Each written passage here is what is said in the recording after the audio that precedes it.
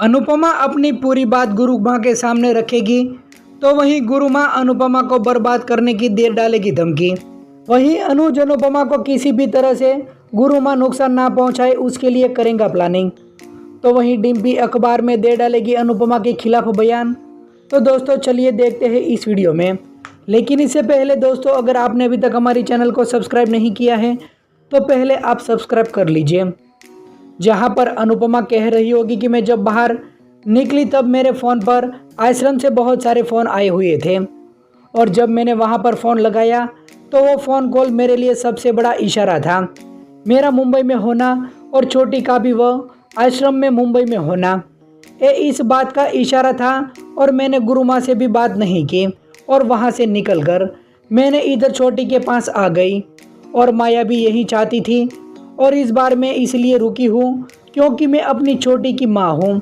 सपनों के टूटने का दुख तब भी था और आज भी है, लेकिन मेरे अंदर की माँ तब भी खुश थी और आज भी खुश है। और मैंने अपनी बेटी के साथ सही करने के लिए गुरु माँ आपके साथ बहुत गलत कर दिया। मैंने आपका विश्वास और आपका दिया हुआ वचन भी तोड़ दिया और आपकी दी हुई हर सजा सर माथे पर है और मैंने अपनी बात कह दी। अब फैसला सुनाने की बारी आपकी है।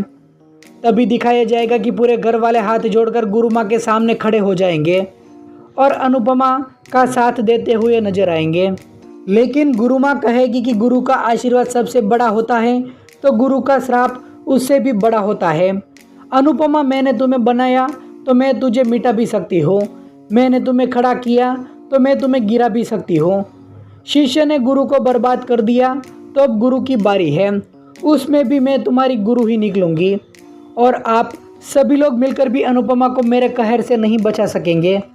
मैंने तो सोचा था कि तुम्हें गुरुकुल सौंप कर मैं चैन से मर पाऊंगी, लेकिन अब जब तक जिंदा रहूंगी तब तक तुम्हें चैन से जीने नहीं दूंगी।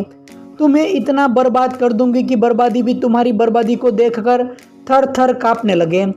माँ की महानता तो सबने देख ली, अब माँ की बर्बादी देखेंगे, वो कहकर गुरु माँ वहाँ से चली जाएगी।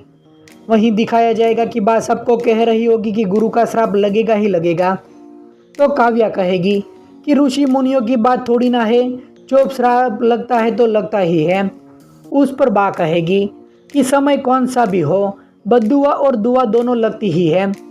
फिर वनराज भी कहेगा कि अनुपमा को लगता था कि वो गलती कर रही है तो उसने गलती आखिर क्यों की। तभी काव्या कहेगी तो क्या करती, वो अपनी बच्ची को छोड़ देती। तो वनराज कहेगा कि दुनिया में लाखों बच्चे ऐसे होते हैं जो बिना माँ के भी पलते हैं और हम सब लोग मिलकर भी छोटी को संभाल लेते। तभी बापूजी कहेंगे कि जो भी है, लेकिन अनुपमा ने अपने दिल की ही सुन ली और दिल की सुनना कभी गलत नहीं है। तभी बा कहेगी कि भगवान करे मालती देवी का गुस्सा जल्दी से जल्दी ठंडा हो और अनुपमा को माफ़ कर दे। तभी डिम्पी कहेगी कि अगर माफ़ नहीं किया तो। वहीं दूसरी तरफ अंकुश अनुज को कह रहा होगा कि मुझे तो लगता है कि मालती देवी अनुपमा को माफ़ कर देगी। तो अनुज कहेगा कि मालती देवी माफ़ करने वालों में से नहीं है, वो वार ज़रूर करेगी, अब देखना है कि कैसे।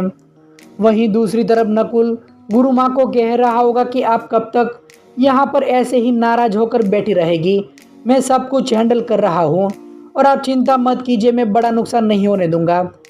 तो गुरु माँ कहेगी कि बात फायदे और नुकसान से बहुत आगे बढ़ चुकी है, बात विश्वासघात की है। उस पर नकुल कहेगा कि मैं आपके जितना समझदार तो नहीं हूँ, लेकिन बचपन से ये ज़रूर सुनता आया हूँ कि गलतियाँ करना तो छोटों का काम है, उसको माफ़ करना बड़ों का काम। अनुपमा ने तो कोई गलती भी नहीं की है, वो तो उसकी मजबूरी थी। तभी गुरु माँ कहेगी कि उसकी गैर जिम्मेदारी को तुम मजबूरी मत कहो, अगर मैं तुम्हें गलत लगती हूँ तो तुम भी मुझे छोड़कर जा सकते हो। मालती देवी को ना किसी की ज़रूरत कल थी और ना ही आज है, मेरे लिए मेरी हिम्मत और सर पर नटराज का हाथ ही काफ़ी है। तभी नकुल कहेगा कि आप गुस्सा करके अपने आप को ही नुकसान करेगी। तो गुरु माँ कहेगी कि तुमने सही बोला, मुझे अब खुद को तकलीफ़ देने की कोई भी ज़रूरत नहीं है, तकलीफ़ तो अब अनुपमा को होगी। और उसे अपने माँ होने पर गुरूर है ना, उसे लगता है कि उसका माँ होना सबसे बड़ी ताकत है, लेकिन वो उसकी सबसे बड़ी कमजोरी भी है। अब मैं उसी कमजोरी पर वार करूँगी। वहीं दूसरी तरफ अनुपमा भगवान से प्रार्थना कर रही होगी कि आपने मेरे सामने सिर्फ 2 ही रास्ते खोले, एक जो संसार की तरफ जाता था, मेरे सपनों की तरफ, और दूसरा जो मेरे परिवार की तरफ आता था। मैंने परिवार वाला रास्ता चुना है, क्योंकि मेरे लिए रास्ता तो वही है जो मेरे रिश्तों के साथ में चल सकूं, जिस पर चलते चलते फिर भले ही थक जाए लेकिन मन कभी ना थके।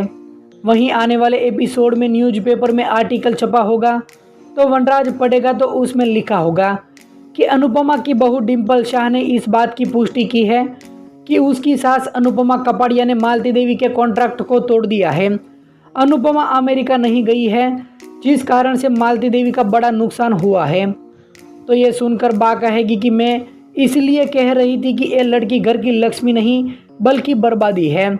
तभी वहाँ पर डिम्पी आ जाएगी और कहेगी कि मैंने कुछ भी गलत नहीं कहा।